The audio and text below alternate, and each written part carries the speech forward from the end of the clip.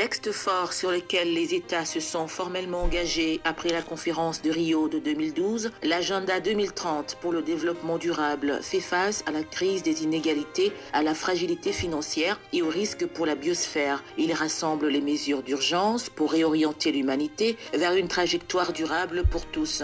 Mais quels sont ces objectifs de développement durable et comment les femmes peuvent-elles aider à renforcer les moyens de sa mise en œuvre? Vous trouverez des éléments de réponse dans un reportage que vous proposera la rédaction de Parole des femmes. Très active au sein de la société civile depuis 2006, Elodie Ntamuzinda y a assuré la présidence provinciale pour le Sud Kivu entre 2010 et 2013. Membre de la plénière de la Commission électorale nationale indépendante depuis 2013, elle est aussi l'initiatrice de l'ASBL Dignité humaine et membre du réseau des femmes de l'Afrique francophone pour l'atteinte des objectifs de développement durable. Elle nous en fera le point, ce sera dans la rubrique rencontre. Et pour terminer, nous respecterons notre tradition en ouvrant comme à l'accoutumée le portail de l'actualité de la condition des femmes dans le monde.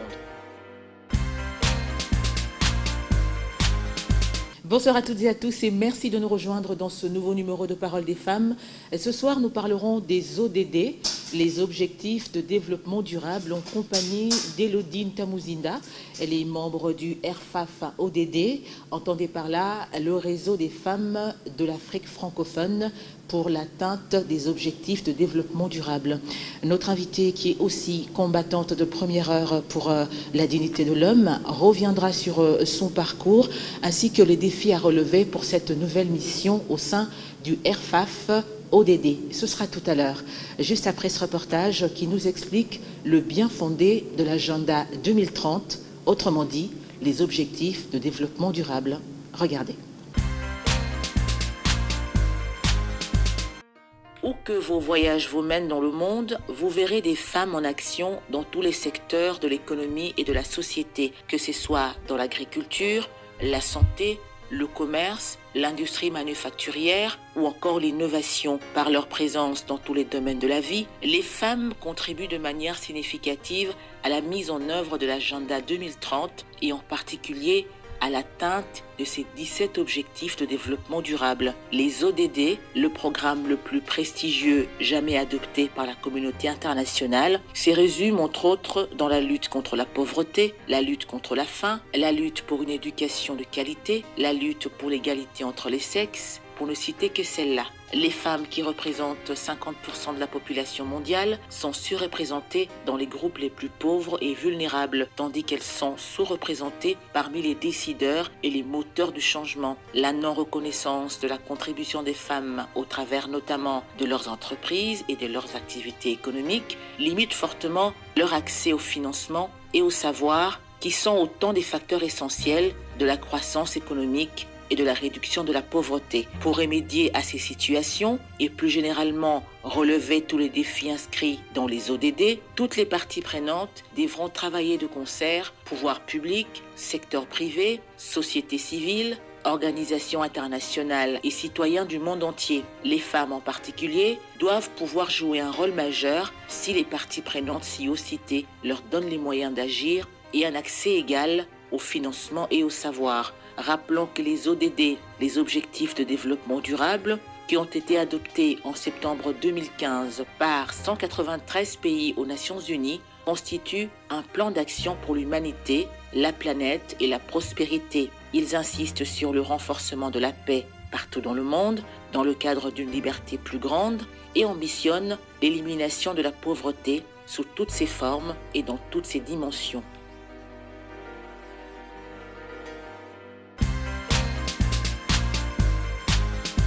Merci à vous de nous rejoindre dans la deuxième partie de ce Parole des femmes consacrée, vous le savez, à la rubrique rencontre. Et comme annoncé, nous allons recevoir notre invitée. Il s'agit, je vous le rappelle, de Madame Elodie Ntamuzinda, une combattante de première heure, on l'a dit, de la dignité de l'homme. C'est très important. Elle reviendra ce soir beaucoup plus sur sa nouvelle mission au sein du RFAF ODD. On en parlera tout à l'heure. Bonsoir Madame. Bonsoir Madame, chère partenaire. Merci. Et c'est un honneur pour moi d'être invitée sur ces plateaux. Et je peux dire que je vous admire, je vous suis et comment vous travaillez. Et je me suis dit que je suis quand même l'une des bénéficiaires de cette émission. Et aujourd'hui, c'est encore un honneur d'être là. Et toutes les femmes d'Afrique sont à l'honneur aujourd'hui. Et je crois qu'ils auront la chance d'avoir le support pour qu'elles voient réellement que la RDC accompagne la lutte africaine, la lutte des femmes congolaises. Et là, je salue les compatriotes ici en RDC, que ce soit les femmes, le mouvement des jeunes, éducation civique et électorale, les confessions religieuses, bref, toute la nation, et que les institutions de la RDC trouvent ici aussi nos encouragements. En tout cas, merci de nous avoir donné cette occasion de vous recevoir sur ce plateau afin justement de réfléchir ensemble sur l'avenir de la femme congolaise.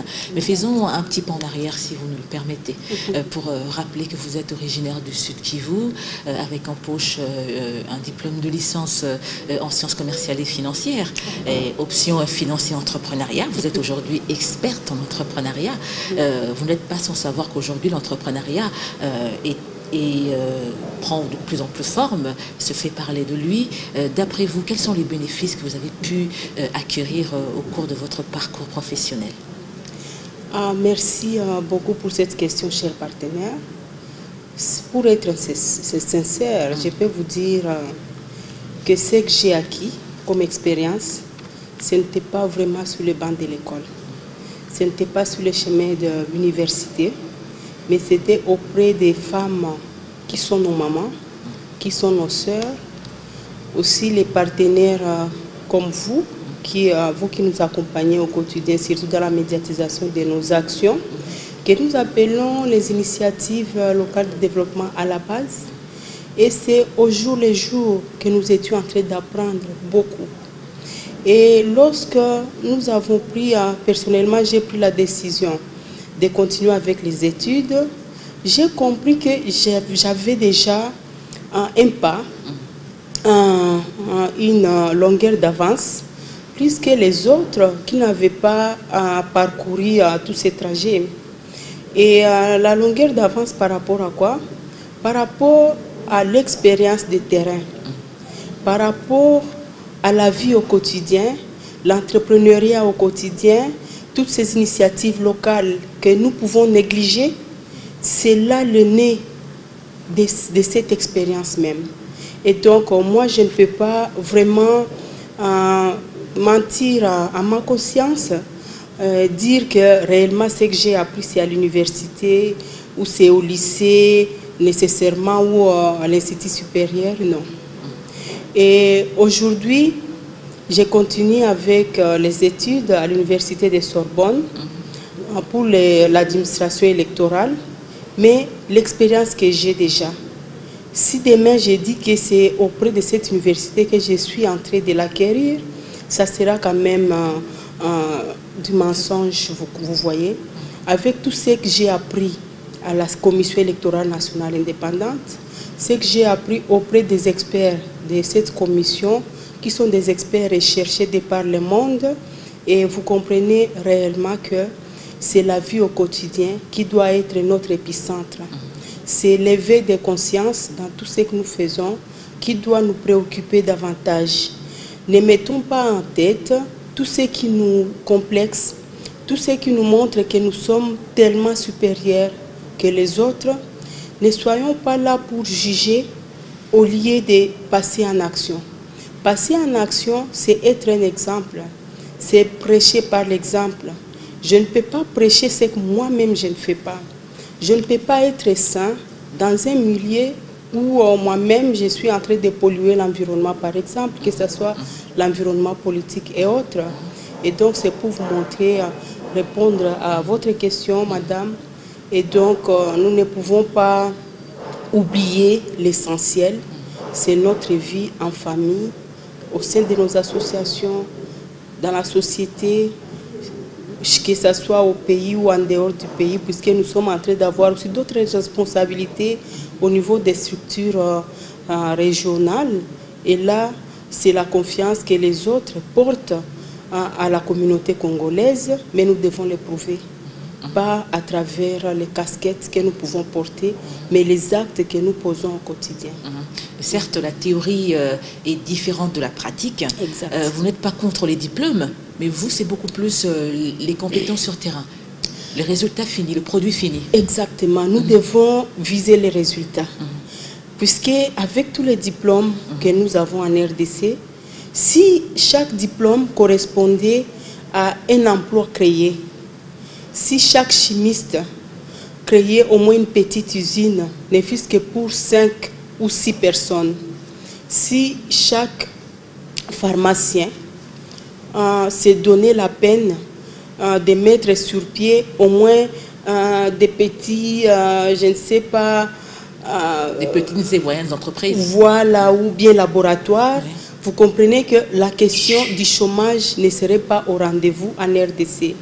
Mais nous n'avons pas des excuses, bien que nous ayons des motifs. Le motif est que nous allons parler de l'État qui ne fait pas ceci, qui ne fait pas cela. Mais l'État, là, c'est qui? L'État, c'est vous et moi. C'est nous qui constituons l'État. Donc tout ce que nous n'avons pas, c'est sur base, c'est suite à nos agissements, c'est suite à nos habitudes et c'est ce que nous devons éveiller dans nos consciences, savoir que nous avons des devoirs, nous avons des obligations et c'est ce qui fait l'État. Tous ceux qui sont dirigeants aujourd'hui ne l'étaient pas hier ou avant-hier. Tous ceux qui sont députés aujourd'hui, d'ailleurs on parlait du Bic Rouge, ne sont pas ceux qui étaient là dans la législature passée. Et donc, les figures sont en train de défiler, mais nous devrions comprendre que ce n'est pas les masques ou les casquettes que les citoyens peuvent porter qui importent, mais le travail qu'ils font pour la nation. Et puis, ce n'est pas une question de poser la question sur le voisin. Qu'est-ce que le voisin a fait? Mais moi, qu'est-ce que j'ai fait? Qu'est-ce que le pays m'a donné? C'est une question lâche. Nous devons commencer à nous poser la question de ce que nous nous apportons, ce que nous nous faisons pour le pays. Absolument. L'entrepreneuriat, certes, mais beaucoup plus l'entrepreneuriat féminin. Aujourd'hui, on en parle. Mais quels sont, d'après vous, les obstacles ainsi que les freins qui empêchent justement cette femme entrepreneur d'émerger et comment s'en sortir? Oui, d'abord, lorsque nous parlons de l'entrepreneuriat, à un certain moment, c'est pris dans sa facette péjorative. Nous ne prenons pas vraiment cet entrepreneuriat comme une voie qui devrait nous mener à la formation de la classe moyenne. Nous commençons à parler de l'entrepreneuriat comme un slogan. Comme d'habitude, chez nous au Congo, c'est à tout moment qu'il y a de nouveaux concepts et nous courons avec ces nouveaux concepts, ça devient une chanson, mais en fait de compte, nous n'arrivons pas à former la classe moyenne. Pourquoi? Puisque l'État a quand même des programmes. Les nations ont des programmes. Le monde a des programmes. Et la RDC a la chance de s'inscrire à ces programmes-là. Par exemple, il y a eu en 2000 les objectifs du millénaire pour le développement, les OMD. Malheureusement, avec tout ce qu'il y a eu comme contexte politique en RDC, nous n'arrivons pas, nous ne sommes pas arrivés à cerner les vraies facettes de ces OMD. Est-ce que d'autres pays ont réussi à 100%? D'autres pays n'ont pas réussi à 100%, mais au moins, il y a eu des programmes qui ont été mis sur pied, les programmes pays, et avec l'accompagnement de tous les citoyens, chacun à ce qui les concerne, toutes les institutions, et ils ont évolué. Aujourd'hui, nous sommes en train de les vanter. Nous pouvons parler des petits pays comme si nous parlions des petits paradis. Mais ce qu'ils ont fait n'a pas parachuté. C'est le fruit du travail de leurs citoyens. Et maintenant, nous n'avons pas rentabilisé, par exemple, tous les programmes qui ont été mis sur pied, puisque nous avons trouvé ça comme un slogan. Les partenaires qui nous accompagnent peuvent arriver avec des gros budgets. Il n'y a pas d'orientation. Personne ne se pose la question, qu'est-ce qu'ils viennent faire, avec quel plan, le plan qui doit faire combien d'années, et le budget qui doit travailler avec qui, pour quels résultats, voilà. Quels sont les bénéficiaires, ils sont en combien, Et est-ce qu'en fin de compte, il y aura une évaluation et suivi? Il n'y a pas tout ça.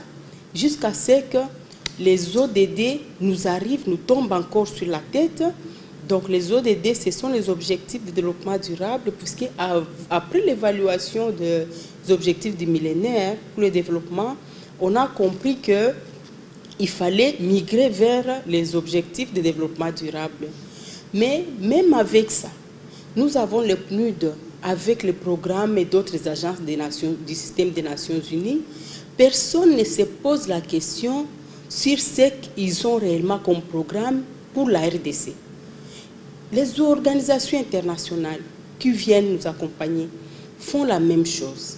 Les institutions qui doivent suivre à la loupe et orienter toutes les actions sur le terrain, exactement, les institutions ne suivent pas. En fin de compte, on va vous faire juste une information que telle organisation a fait mandat, par exemple, ou je ne sais pas quoi, telle agence va fermer tel programme, ainsi de suite. Sans évaluation. Sans évaluation, on ne sait pas qu'est-ce qui a été fait, qu'est-ce qui reste à faire, comment le faire, où, puisqu'il faut une bonne cartographie. Absolument. Et avec quels intervenants. Et lorsque tout cela ne se fait pas, nous tournons vraiment en cercle vicieux. Et les femmes qui se sont données cette peine de travailler réellement pour leur pays se trouvent isolées dans leur souffrance, dans leur peine, dans leurs défis. Et c'est au jour le jour qu'elles essaient de combattre, de se battre, de tomber, se réveiller.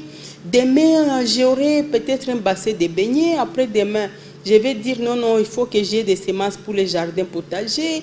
Par après, il y a eu par exemple une pluie qui s'est abattue sur les petits jardins. La femme est encore par terre. Quel est le programme pour relancer ces activités, pour les accompagner, pour les regrouper en coopérative, pour leur donner des crédits? Et donc, nous avons compris que non, la femme devrait se mettre debout pour dire non, nous avons des programmes à suivre et ces programmes doivent s'exécuter jusqu'au niveau de nos villages. Et les femmes se sont regroupées de par le continent. Nous avons commencé par l'Afrique francophone et chaque pays est en train de s'organiser pour approcher ces institutions et dire tout n'est pas perdu. La prochaine évaluation, pas des évaluations mi-parcours, puisque les gouvernements les font à tout moment. Nous parlons de l'évaluation de 2030. D'ici à 2030, nous avons 10 ans. Et les 10 ans doivent être rentabilisés. Un enfant de 10 ans, c'est un enfant qui court, qui peut faire tout à la maison. Et donc, nous pouvons dire que les 10 années qui restent, les femmes congolaises, les femmes africaines doivent travailler d'arrache-pied aux côtés des institutions, des partenaires techniques et financiers, des partenaires nationaux et internationaux, au sein des structures sous-régionales et régionales, jusqu'à palper réellement le travail qui doit être fait et d'une manière sérieuse, sans complaisance, puisque le temps passe. Et ça passe. Nous aussi, nous passons. Et en fait de compte, rien n'est fait. Et nous ne savons pas ce que nous léguons à notre progéniture. Nous refusons que la RDC soit toujours un pays qui peut servir de rusée de tout le monde. Un pays riche, un pays, je ne sais pas, bassin d'Afrique, là où il y a tous les minéraux, les sols et les sous-sols riches, les cours d'eau abondantes, je ne sais pas quoi. Où les poissons meurent de vieillesse. Où les poissons meurent de vieillesse, mais nous cherchons à manger des Thomson. Nous importons même des tomates, des légumes, des pays désertiques. Ce n'est pas une honte seulement pour les femmes congolaises. C'est une femme pour toute la nation et chaque citoyen devrait être interpellé. Et si nous parlons des citoyens, nous voyons même le premier citoyen du pays, qui est le chef de l'État. Nous voyons le Parlement, nous voyons le gouvernement, toutes les institutions d'appui à la démocratie, les églises, les associations, bref, nos familles, puisque l'éducation commence au sein de nos familles et c'est éduquer une femme qui doit être éduquer toute une nation, puisque c'est la famille que la femme éduque qui est la cellule mère de la nation. Et puisqu'il s'agit ce soir de parler un peu plus longuement du RFAF ODD, nous en reviendrons tout à l'heure, mais puisque nous révisitons également votre parcours, Madame Elodine Tamouzina, rappelons tout de même que vous faites partie de la plateforme depuis 2006, la société civile, et vous faites partie des femmes qui font bouger cette plateforme, justement, avec des actions très dynamiques. Alors, comment se résume votre parcours au sein de cette plateforme? Au sein de la société civile, oui, lorsque je parle de 2006, c'est puisque c'est à partir de 2006 que j'ai commencé à occuper des postes de prise de décision. Au sein des associations, être coordinatrice, ainsi de suite. Mais déjà en 2002, j'étais la représentante de l'organisation qu'on appelle les parents et leurs jumeaux. Là où j'étais encore une jeune maman Mapassa, mais qui devrait encadrer tous les vieux, les vieilles, les jeunes, ainsi de suite, maman Mapassa, tata Mapassa, et les Mapassa, les jumeaux de la province. Ça n'a pas été facile, mais c'était un bon parcours. Et donc, au niveau de la plateforme elle-même, c'est en 2006 réellement que j'ai commencé à occuper certains postes de prise de décision, en commençant par la composante femme de la société civile. C'est la composante femme de la société civile qui m'a hissé vers les bureaux qui coordonnent aussi toute la province. Mais aussi, cette élection a été une première puisque les femmes élues au Sud Kivu, c'était la première fois et jusqu'à aujourd'hui, nous attendons qu'il y ait une autre femme. Et donc, c'est historique également. Et à part ça, j'ai quand même participé à certaines... qu'est-ce que je peux dire, à certaines formations, que ce soit au niveau du pays ou à l'extérieur, toujours au sein de la société civile, puisque c'est la société civile qui me faisait soit des invitations, soit des voyages, des formations, ainsi de suite.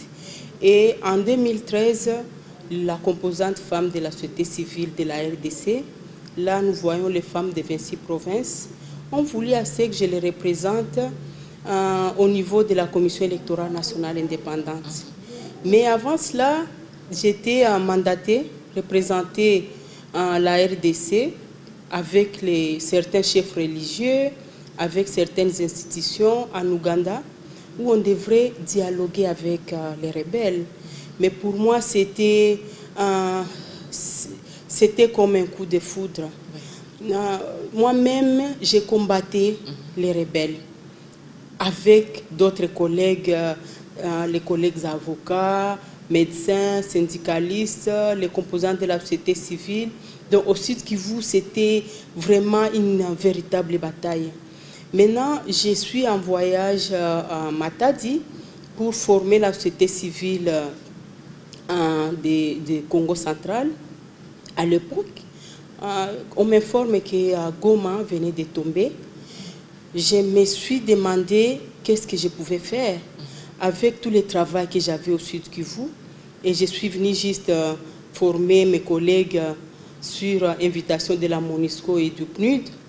Et d'un coup, j'ai trouvé que le monde devenait trop petit, qu'il ne parvenait pas à me contenir.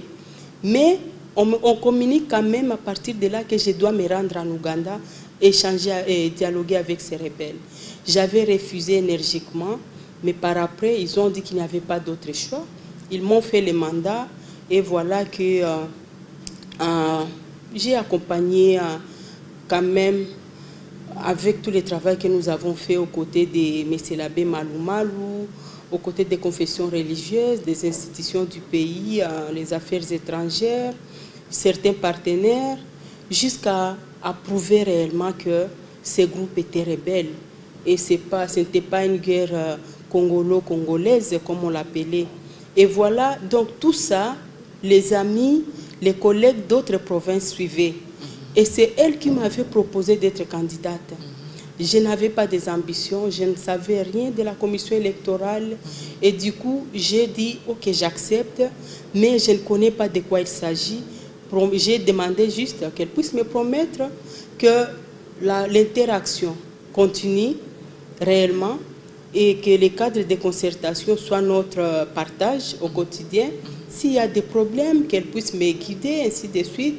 Et c'est comme ça que vous pouvez voir, Madame Nancy, si vous analysez bien le contexte électoral et politique du pays, vous trouverez que les femmes, quand même, n'avaient pas une complicité à 100%, mais au moins elles savaient sur quel pied danser lorsqu'il s'agissait de tel ou tel autre contexte. Et là, je le dois à toutes les femmes de la RDC. Aujourd'hui, je suis fait mandat, j'ai annoncé que j'étais fait mandat, j'ai annoncé qu'elles pouvaient trouver d'autres candidates et elles sont en pleine concertation pour ça, pour que leur PV parvienne à l'Assemblée nationale. Et pour ça, en tout cas, en passant, j'encourage encore tous mes compliments au réseau des femmes de la RDC, de toutes les provinces, et que Dieu bénisse la RDC et guide ce processus. Mais après cela, Madame Nancy, la vie doit continuer, puisque aujourd'hui, les femmes de l'Afrique aussi, Afrique francophone, pour les objectifs de développement durable, ont voulu assez que je modère ces cadres. C'est un grand cadre, c'est une grande structure, et je me demande si nous aurons les ressources nécessaires, nous comme la RDC. Nous allons essayer d'approcher nos institutions pour voir s'il y a moyen d'accompagner cette structure, mais s'il n'y a pas moyen de trouver l'accompagnement auprès de nos institutions, les femmes, comme d'habitude, vont continuer à se cotiser pourvu que la RDC soit respectée, pourvu que demain ou après-demain, on ne puisse pas parler d'une République démocratique du Congo qui a modéré cette plateforme régionale sans qu'il y ait des résultats. Et je ne sais pas si je peux tout parler de mon parcours, c'est difficile, mais j'ai essayé juste de survoler quelques grandes lignes. Ouais. Et quelles sont, selon vous, les raisons qui ont poussé le RFAF à mettre en priorité les ODD? Oui, exactement, puisque l'Afrique francophone aussi traîne les pas. L'Afrique francophone, par rapport à l'Afrique anglophone, nous trouvons qu'il y a vraiment ce que nous pouvons appeler fossé. Les anglophones évoluent. Et c'est comme si nous devons faire un grand marathon pour arriver là où, au niveau où ils se trouvent, puisqu'eux parlent usines de transformation, société, eux parlent la nouvelle technologie. Mais nous autres, nous sommes dans nos discussions politiques. Inutiles d'ailleurs. Inutiles, puériles. Parfois, on se pose la question si réellement nous sommes en train de voir comment le monde est déjà à une vitesse de croisière. C'est comme si nous croyons que tout peut s'arrêter. Et pourtant, lorsque nous disons que le temps passe, oui, le temps passe, c'est ce que nous sommes habitués à dire. Mais en vrai dire, Madame Nancy, ce n'est pas le temps qui passe, c'est nous qui passons. Et alors les femmes de l'Afrique ont dit non, cherchons un programme qui peut nous faciliter ce développement rapide, qui peut nous faciliter l'accès à la paix durable, qui peut nous faciliter l'accès à la vraie justice, pas la justice de propagande, pas la justice des façades. Et puis, voir comment est-ce que réellement nous pouvons arriver à transformer ces petites activités de nos réseaux de femmes à la base, de nos jeunes entrepreneurs à la base, en usine de transformation par exemple, et que tous les 2 ans, nous commencions à organiser des assemblées générales d'évaluation et de présentation de tout ce que nous sommes en train de faire. Si nous n'y arrivons pas avec les institutions, nous pouvons y arriver avec nos organisations, nous pouvons y arriver avec les hommes et les femmes de bonne volonté. Et donc, cette classe moyenne doit être formée au sein de nos pays. Nous parlons de la RDC, d'autres personnes peuvent parler du Cameroun, Madagascar et autres. Et donc, les ODD, pour nous, c'est juste une voie d'arriver au résultat que nous sommes en train d'envisager. d'atteindre nos objectifs. Et c'est sur base de ça que nous allons responsabiliser réellement nos institutions, nos pays, nos citoyens, nous responsabiliser nous-mêmes. Comme ça, moi aussi, je peux me poser la question de savoir ce que j'ai fait. Madame Nancy, je pose la question sur ce qu'elle fait, ainsi de suite. Et voilà pourquoi est-ce que les femmes ont choisi les ODD.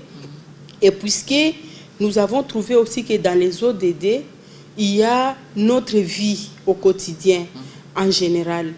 C'est au sein de l'ODD qu'il y a l'objectif 1 qui parle de lutte contre la pauvreté, l'objectif 2 qui parle de la faim zéro, l'objectif 3 qui parle de la bonne santé, l'objectif 4 qui parle de l'éducation de qualité, l'objectif 5 qui parle de l'égalité entre les sexes.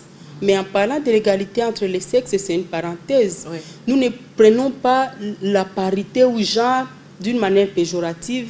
Pour nous, ce n'est pas un slogan, ce n'est pas une lutte acharnée entre la femme et l'homme, c'est la complémentarité. Si j'ai seulement des garçons au sein de ma famille, je peux dire oui, vous allez vous comporter de la même manière que si vous étiez là avec vos sœurs. Si mon voisin, par exemple, a des enfants, filles et garçons, je dois aussi dire à mon voisin, non, tous ces enfants-là sont égaux. Et donc, ce que les garçons peuvent faire, la fille aussi peut les faire. Aussi, dans les milieux professionnels, à chance égale, oui. compétence égale, plutôt chance égale. Et donc, si nous continuons comme ça, nous allons comprendre l'égalité des sexes, que c'est une complémentarité. Et c'est une pyramide qui doit être stable. La pyramide est constituée des hommes, des femmes, des jeunes.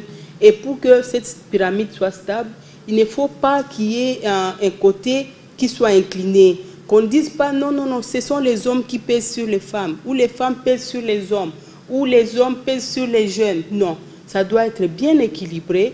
La pyramide, c'est comme un autre foyer, là où nous pouvons poser la casserole. Une pierre, c'est la femme, une autre pierre, c'est l'homme, une autre pierre, c'est le jeune. Et c'est ça la stabilité. Donc, ne prenons pas l'égalité des sexes d'une manière péjorative, puisque ça énerve, oui, ça vexe. Oui. Et c'est comme ça que lorsqu'on dit parité, allez là-bas avec votre parité. Genre, votre genre. On croit que genre, c'est lorsqu'on parle de la femme. Non, c'est lorsqu'on parle de la famille stable, d'une société équilibrée. Absolument. Et donc, nous étions au 7e. Au 6e, c'est l'eau et assainissement. Okay. Donc l'eau ne doit pas être un luxe dans un pays comme la RDC, voilà, où nous avons plusieurs cours d'eau. Et puis nous avons les énergies renouvelables, qui est l'objectif 7, puisque nos villages ne sont pas éclairés. Et lorsque nous parlons des villages, il faut exagérer en parlant aussi des villes qui ne sont pas éclairées également. Et c'est un problème. 8e objectif, c'est aussi le travail décent. Et si nous parlons du travail décent pour l'économie durable, nous ne voyons pas seulement des bureaucrates. Non, je parlais de la création d'emplois. Nous pouvons les faire avec des cacahuètes que nous vendons, les faire quand même bien, nous regrouper en coopérative et qu'on sache que ceux-là aussi peuvent accéder au crédit bancaire, ainsi de suite. Donc, il n'y a pas de sous-métiers que les savetiers peuvent se regrouper et organiser leur emploi. Les maraîchers peuvent s'organiser et se regrouper et organiser leur emploi. Et nous devons y réfléchir. Nous ne devons pas dire tout simplement que c'est difficile. Lorsque nous parlons des difficultés, nous parlons des défis, nous parlons des moyens financiers, c'est là où nous nous bloquons. Et donc, il y a aussi l'industrie et les innovations. Et donc, nous ne pouvons pas rester juste au niveau de notre stade traditionnel. Je ne vais pas abuser de votre temps. Il y a, par exemple, l'objectif 6 qui parle des inégalités réduites. Donc, nous devons évaluer ces inégalités, les villes et communes durables et assainies, aussi les villages. Ça, c'est 11. 12, nous parlons des constructions et production et consommation responsable. Donc, par exemple, chez nous, lorsqu'il y a de l'électricité, vous les saurez à midi. Ah oui, absolument. Vous les saurez à midi parce que les lampes les et ampoules, tout ça. Ça, ce n'est pas responsable. Absolument. Et donc, nous ne pouvons pas voir seulement ce qu'on peut nous donner. Voyons ce que nous pouvons avoir et comment l'utiliser. Et lorsqu'il y a l'eau, c'est tous les robinets du quartier qui coulent. Ça coule comme ça, mais il y a là où les autres n'ont même pas une goutte d'eau. Donc, il faut aussi avoir l'idée en tête que tout doit être bien consommé.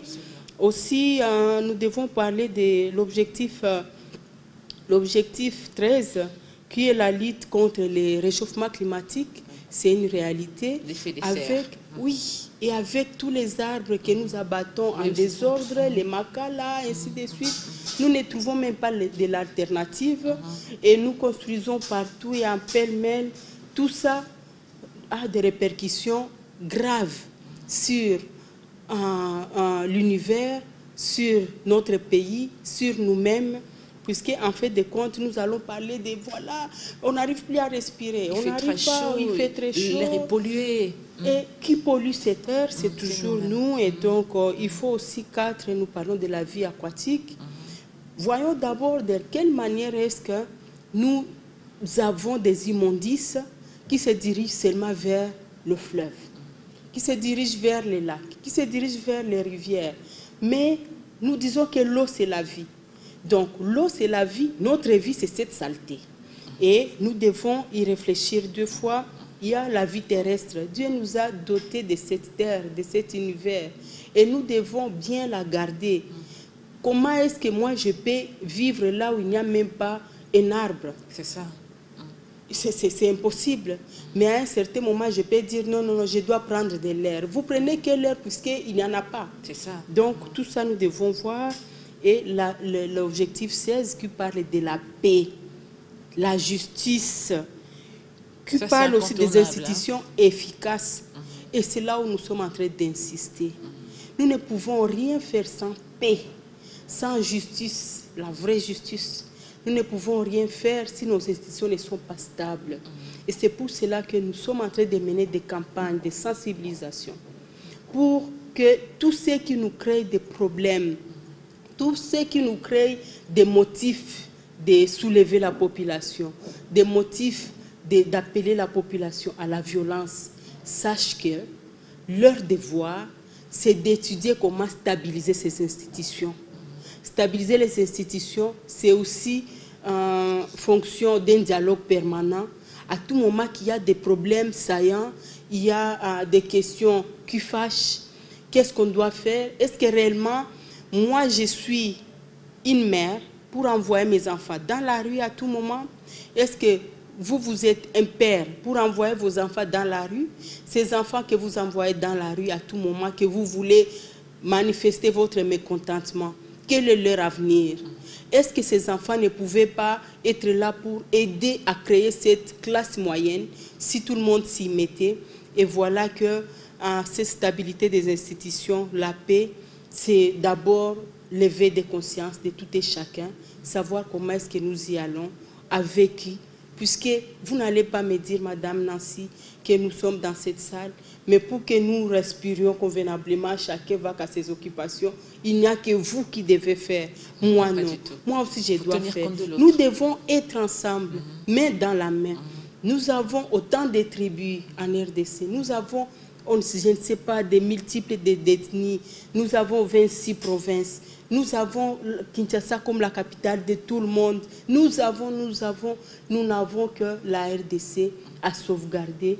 Et voilà que cette sécurité aussi entre en ligne de compte. Lorsque nous apprenons que nos militaires sont en train de perdre leur vie dans les fronts, par-ci, par-là, combien de pays qui nous agressent? Et on nous cite presque 4, 5, 6 pays qui sont sur les sols congolais en train d'agresser, mais nous sommes dans autre chose. Nous ne parlons ni paix, nous ne parlons ni justice, nous ne parlons ni stabilité des institutions, nous ne parlons ni cohésion nationale, unité. Qu'est-ce que nous avons d'essentiel à sauvegarder? Si c'est vraiment la rue et les violences, ok, c'est un choix, mais les femmes disent non. Absolument. Et donc, il y a les derniers objectifs, les 17. Là, c'est le partenariat efficace. Le partenariat efficace, il ne faut pas être seulement un partenaire international pour dire qu'on est partenaire efficace. Et d'ailleurs, moi, je compte plus sur le partenariat local. Au niveau de nos villages, comment est-ce que les chefs des villages collaborent avec les réseaux des femmes, au niveau de nos communes, au niveau de nos provinces, au niveau national.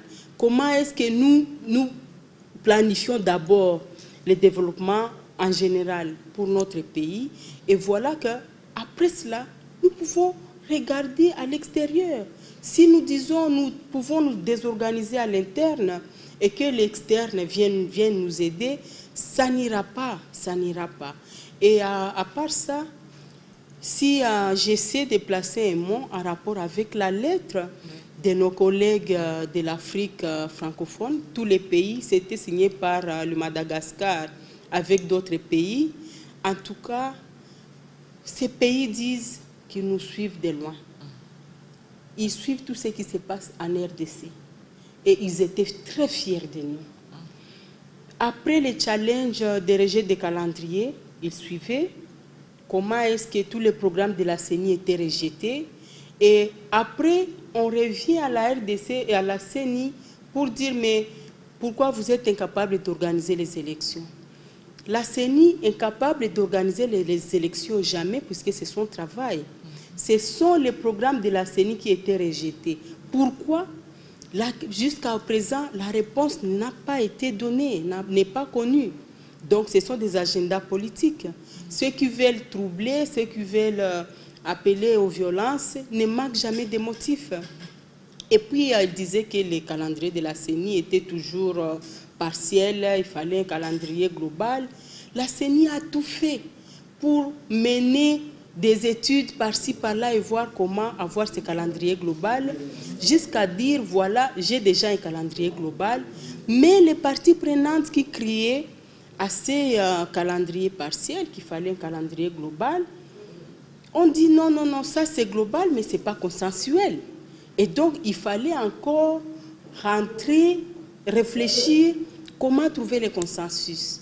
Malheureusement, la Constitution ne donne pas l'autorisation à la CENI de passer au consensus. À la CENI, c'est juste de l'organisation des élections. Et voilà comment les dialogues ont commencé à se succéder.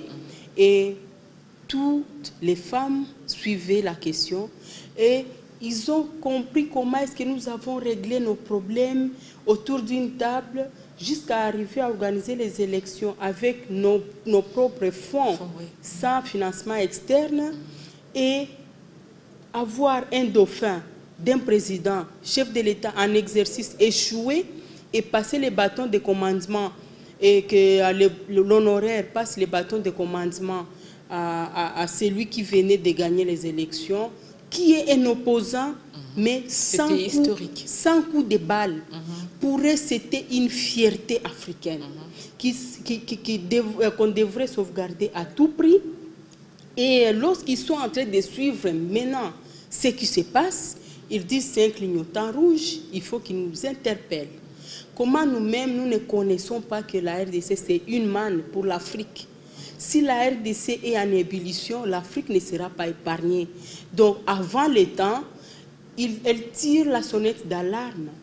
Elle s'y appuie pour demander à ce que la RDC, les institutions, les réseaux, les églises, les citoyens, tout le monde, quand même, sache comment consolider les acquis, comment consolider les institutions, et c'est le devoir de tout le monde. Et c'est là où nous remercions encore une fois nos sœurs d'Afrique, mais nous devons être à la hauteur de la valeur qu'on nous donne. Nous responsabiliser aujourd'hui, c'est peut-être aussi un autre challenge pour dire, comme vous voulez trop parler, discuter, maintenant vous devez travailler. C'est le moment de travailler. Nous le ferons ensemble. Nous demandons à ce que nous soyons soudés. Oublions ce qui peut nous diviser. Allons de l'avant. Et c'est ainsi que le matin, j'ai fait un petit mot. C'est ma modeste analyse pour montrer de là où nous venons. C'était à peu près accompagner la lettre des femmes d'Afrique, mais interpeller tous ceux qui peuvent prôner la violence, que ce n'est plus le moment. Après l'alternance, ça devrait être la reconstruction du pays, le développement, la cohésion nationale, l'unité, et main dans la main, nous verrons comment être sur les lignes de front, même si nous ne sommes pas des militaires, accompagner ces militaires qui sont sur le terrain et que demain ou après-demain, notre Congo retrouve son intégrité et que le développement commence et non plus ces violences, ces appels à la haine, au tribalisme. Tout ça doit être banni et que notre Dieu bénisse la RDC. Considérons ça comme un mot de la fin. En tout cas, le mot de la fin, Madame Nancy, c'est cet appel. C'est cet appel que je peux faire à tous les citoyens, main sur les cœurs, tout en disant que ce n'est pas le temps qui passe, c'est nous qui passons et nous devons aider les pays pour que la progéniture puisse reconnaître réellement la valeur que nous pouvons incarner aujourd'hui. Ce ne sont pas des slogans, des discours ou des chahuts que nous allons léguer à notre progéniture. Travaillons, développons durablement et avec une paix durable. C'est tout ce que je peux avoir comme mot de la fin. Je vous remercie. Merci beaucoup à vous, Madame Elodie Ntamuzinda, pour nous avoir fait honneur d'être ici sur ce plateau afin de réfléchir et de parler des ODD qui sont véritablement une planche de salut pour l'humanité entière afin de résoudre les différents problèmes. Vous avez tout à l'heure évoqué 17 défis à relever et ensemble, le réseau des femmes de l'Afrique francophone ainsi que les associations congolaises travailleront en synergie pour réussir justement à atteindre ces objectifs au niveau local, ici en RDC. Nous espérons que ce ne sera pas la dernière fois et que vous reviendrez bien sûr pour aborder d'autres sujets qui concernent directement ou indirectement la femme. C'est pour nous un honneur. Invitez-nous demain, après-demain, nous serons toujours là. Également à vous, merci de nous avoir suivis. Bien avant de mettre un terme à l'émission de ce soir, retrouvons la rubrique Clin d'œil. Regardez.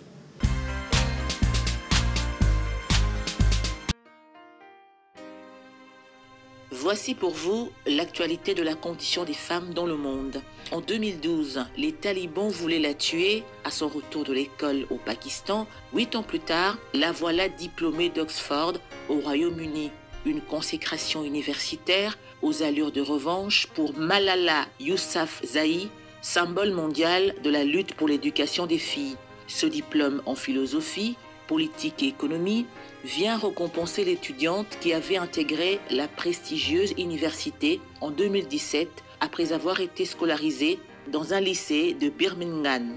C'est dans cette ville du centre de l'Angleterre qu'elle avait trouvé refuge avec sa famille en 2012 après avoir été grièvement blessée dans une attaque de talibans. Malala commence donc son combat en 2007. Elle a à peine 11 ans quand elle crée son blog sur le site de la BBC et y décrit le climat de peur régnant dans sa vallée, les Swat. Elle gagne en notoriété et les talibans décident de l'éliminer, l'accusant de véhiculer la propagande occidentale.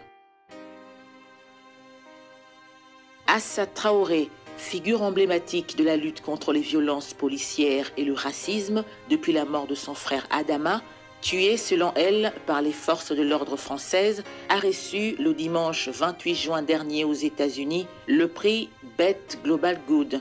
C'est une reconnaissance pour toutes les familles qui ne cessent de lutter pour la vérité et la justice, a-t-elle déclaré dans un message vidéo diffusé lors de la cérémonie de remise de prix. Portant toujours un t-shirt « Justice pour Adama », Assa Traoré, qui n'avait jamais milité auparavant, se voit aujourd'hui comparée à une Angela Davis, français dans le sillage de la mort de George Floyd. Depuis la mort en juillet 2016 de son frère après son arrestation par les gendarmes à Beaumont-sur-Oise, dans la région parisienne, Assa Traoré enchaîne manifestations, prises de parole et interviews. Épaulée par un solide comité d'une vingtaine de proches et de militants de quartier, elle réclame inlassablement vérité et justice pour Adama. Au Liban, déjà affaibli par une profonde crise économique, la pandémie de Covid-19 frappe directement les adolescentes. En première ligne, les réfugiés qui luttent quotidiennement contre la faim, la précarité menstruelle et le risque de violence. C'est le constat de l'ONG Plan International dans sa dernière étude de terrain. Pour cette étude datée d'avril 2020, la pandémie du Covid-19 aggrave les effets de la crise économique, la pire depuis 30 ans. Une inflation galopante, un taux de chômage de 40%, une dette nationale de 85 millions de dollars, auquel il faut ajouter le poids de près d'1,5 million de réfugiés. Ce sera tout pour l'actualité de la condition des femmes dans le monde.